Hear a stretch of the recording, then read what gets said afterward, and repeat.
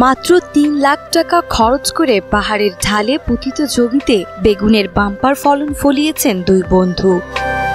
গত ১.৫ মাস ধরে প্রতিদিন এই বেগুন ক্ষেত থেকে ১২ থেকে ১৪ মণ বেগুন তুলছেন তারা। আর মৌসুম শেষে সব খরচ বাদ দিয়ে ১২ থেকে ১৪ লাখ টাকা লাভের আশা করছেন এই দুই কৃষি উদ্যোক্তা। গত ১.৫ মাস থেকে আমরা এখানে হারভেস্ট করছি নিয়মিত এবং প্রতিদিনই ১২-১৪ মণ হচ্ছে বেগুন। আগামী বর্ষা মৌসুম পর্যন্ত আমরা এখান থেকে বেগুন বিক্রি করতে পারবো। সেই হিসাবে আমি আশা করছি যে এখান থেকে ১২ থেকে ১৪ লক্ষ টাকা পর্যন্ত আমরা বিক্রি করতে পারবো। পাহাড়ের ঢালু জমিতে বেগুন চাষ দেখে প্রথমে সবাই তুচ্ছ তাচ্ছিল্য করলেও এখন অবাক হয়ে দেখছেন অবিশ্বাস্য ফলন। পতিত জমি কাজে লাগিয়ে এই অভিনব চাষাবাদ করেছেন হবিগঞ্জের নবীগঞ্জ উপজেলার বাসিন্দা দুই বন্ধু বাবু চৌধুরী ও মুহিত মিয়া। বাজারে সবজির দাম বেড়ে যাওয়ায় সাধারণ মানুষের নাগালের মধ্যে রাখতে কম দামে বেগুন বিক্রির লক্ষ্যে এমন উদ্যোগ নিয়েছেন তারা। বাজারে যে সবজির যে উচ্চ মূল্য থাকে সেটা মাথায় নিয়েই কিন্তু যে বর্ষা মৌসুমে ওই নিচু জায়গাতে কিন্তু আপনার পানির জন্য সবজি ফলানোটা খুব কষ্ট হয়ে যায়। তো আমরা দুই বন্ধু মিলে চিন্তা করলাম যে যেহেতু পাহাড়ের যে টিলার উপরে যে জায়গাগুলো অনেকটা জায়গায় পতিত পড়ে থাকে, আমরা যদি সেই পতিত জায়গাটা যদি কাজে লাগাই তখন কিন্তু বৃষ্টির ক্ষতি করবে না।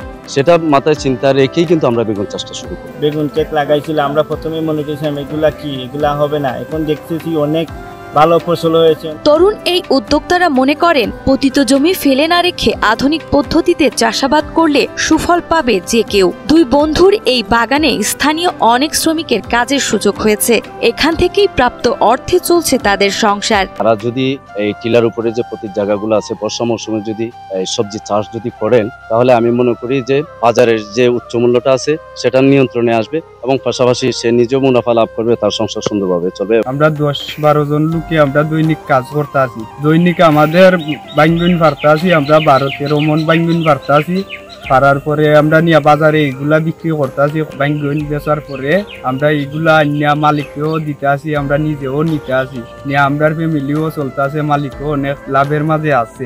আমরা এখানে যে বেগুনগুলা উৎপাদন করে সংগ্রহ করি সেগুলো আমরা বাজারে বিক্রি করে আমাদের মহাজন লাভবান হয়, এতে আমাদের ফ্যামিলিও খুব ভালোভাবে চলে যায়। পাহাড়ি এলাকায় এমন উদ্যোগ সত্যি অনন্য ও উৎসাহজনক। এতে একদিকে তরুণরা কৃষিতে আগ্রহী হচ্ছে, অন্যদিকে পাহাড়ি এলাকায় সবজি চাষের নতুন সম্ভাবনার দ্বার খুলে যাচ্ছে বলে জানান স্থানীয় কৃষি কর্মকর্তা।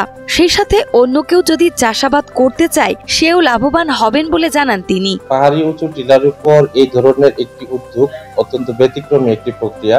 মালচিং পদ্ধতি ব্যবহার করে পার্পল কিং এবং পার্পল কুইন জাতের বেগুন চাষ করে কৃষক অত্যন্ত লাভবান হচ্ছেন। তরুণ প্রজন্মের কৃষকেরা যদি উদ্যোগ গ্রহণ করেন তাহলে এই উঁচু পাহাড়গুলোতে ফসল উৎপাদন করে তারা লাভবান হওয়ার যথেষ্ট সুযোগ রয়েছে।